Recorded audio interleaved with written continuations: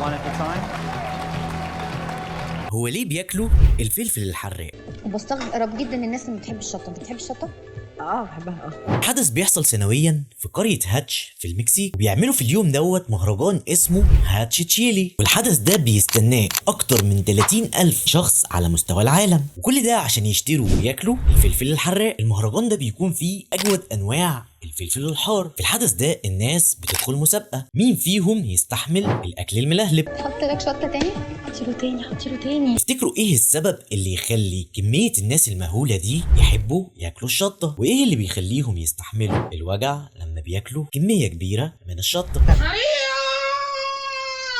من قديم الأزل وحب الشطة بيجري في دم شعوب كتير حوالين العالم، وبيبقى مكون أساسي في أكلات معينة، ومن غير الشطة الأكل ملوش طعم. والإحصائيات بتقول إن شعبية الشطة بتزيد يوم عن التاني ما بين الناس، وبتقول كمان إن ما بين كل 4 أشخاص بيكون في واحد فيهم بيعشق الشطة. وسواء الشخص ده كنت أنت أو غيرك، استحالة ما يكونش في واحد حواليك ما بيحبش الشطة. وعشان كده الشطة بتكون أكتر استهلاك في التوابل في العالم. والغريب في الأمر، بالرغم من انتشار وشعبية الشطة، ولكن مفيش شخص بيتولد بيكون أساسا بيحب الشطة. وحبهم للشطة بتكون سمة مكتسبة. وأكيد لاحظت إن كل الأطفال بيميلوا للأكل المسكر، لكن استحالة يميلوا لأكل أي حاجة فيها شطة. والعلم بيقول إن الوجع اللي بنحس بيه وإحنا بناكل الشطة واللي بنقول عليه وبنسميه طعم الحراق، في الحقيقة هو مش طعم ولا حاجة. ولو جينا ركزنا على الأطعمة الأساسية هنلاقي إن مفيش حاجة أساسا اسمها طعم حراق، لأن الأطعمة الأساسية بتنقسم لحلو وحادق ومر ولذيذ. مفيش حاجة من ضمنهم اسمها حراق أو حار. واللي إحنا بنحس بيه لما بناكل الشطة ده بيبقى نوع من أنواع الاستجابة الحسية. باختصار كده عزيزي المشاهد، ان احنا بنتوجع مش بنستطعم. السر اللي بيخلي قرن الفلفل الحراق يلسعك في بقك وانت بتاكله ان في ماده جوه الفلفل اسمها ماده الكابسيسين، ودي بتبقى موجوده في جميع انواع الفلفل بنسب متغيره. فمثلا لو بصينا على اقوى فلفل حراق في العالم اللي اسمه بيبر اكس، بتكون نسبه الكابسيسين فيه 2,693,000 سكوفل. فتخيل بقى ان الفلفل اللي انا وانت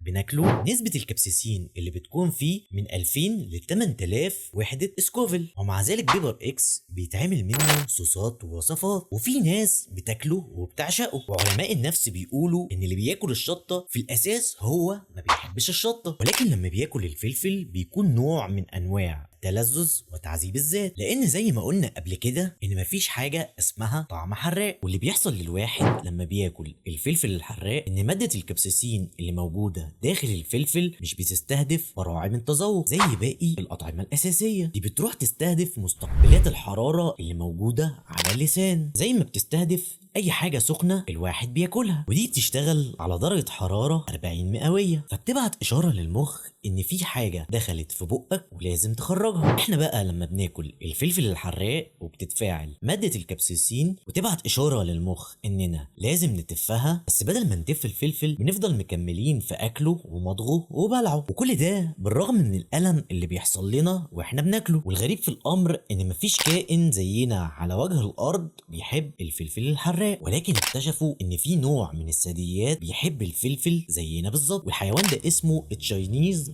3 شرو، ولكن جيناته بتخليه ما بيحسش بألم مادة الكابسيسين لما بياكل الفلفل. فيا ترى ايه بيخلينا مكملين ناكل حاجة بتألمنا وبتبهدلنا ومصممين كمان اننا نعلى بالليفل؟ في وجهات نظر كتير حللت السلوك الغريب ده، زي مثلا ما بيقولك ان كل ما زاد حب الشخص للمخاطر زاد معاه اكل الحراق، وده اللي اتقال في الدراسة اللي اتنشرت في 2016 في مجلة ابيتايت، وبتقول ان الاشخاص اللي بيحبوا يعملوا حاجات جنونية وبيسوقوا بسرعة مهولة كلهم تقريبا بيعشقوا الشطة. وده اللي بيحصل في الجسم لما بياكلوا شطة او بيعملوا اي حاجة فيها مجازفة، لان في اللحظة ديت الجسم ما بيبقاش فاهم ان انت اللي اخترت تعمل الحاجة دي، سواء تاكل شطة او تعمل اي حاجة جنونية، فبياخد الوضع الدفاعي، فبيعلي ضربات القلب وبيزود من التنفس ويديك شوية ادرينالين، ويعلى معاه نسبة الاندروفين، وده هرمون بيخليك تحس بالسعادة. فالموضوع بيقلب معانا بالعكس، بدل ما بنتف الفلفل بعد ما بنحس بالألم فنزود في أكل الفلفل واحنا مبسوطين. نفس اللي بيحصل مع الأشخاص اللي بيعملوا حاجات جنونية مع إنهم بيعرضوا حياتهم للخطر علشان بس شوية الهرمونات اللي بتعمل لهم سعادة. وفي نظرية تانية بتقول إن مادة الكابسيسين بتعزز من نكهات الأكل،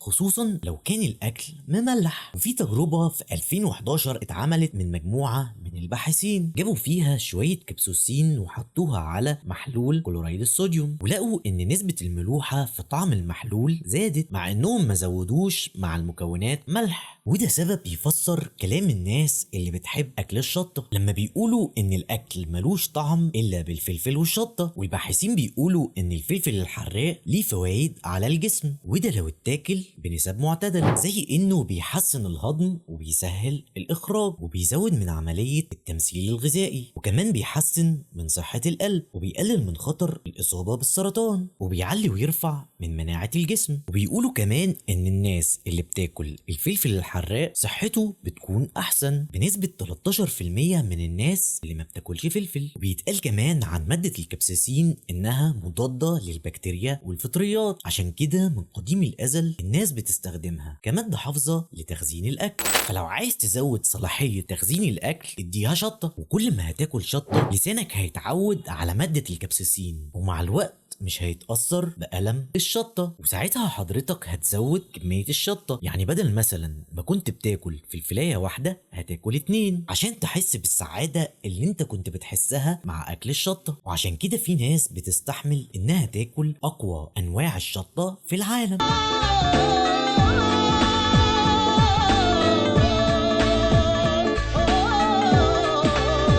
ما بيحسوش بأي وجع في لسانهم. تقدر تقول كده ان لسانهم بقى معدن. ولو انت لسه مكمل معانا الفيديو احب اقولك انك اجدع واحد، بس هتبقى اجدع واجدع لو كملت جميلك واشتركت في القناة. اشوفكم الحلقة الجاية.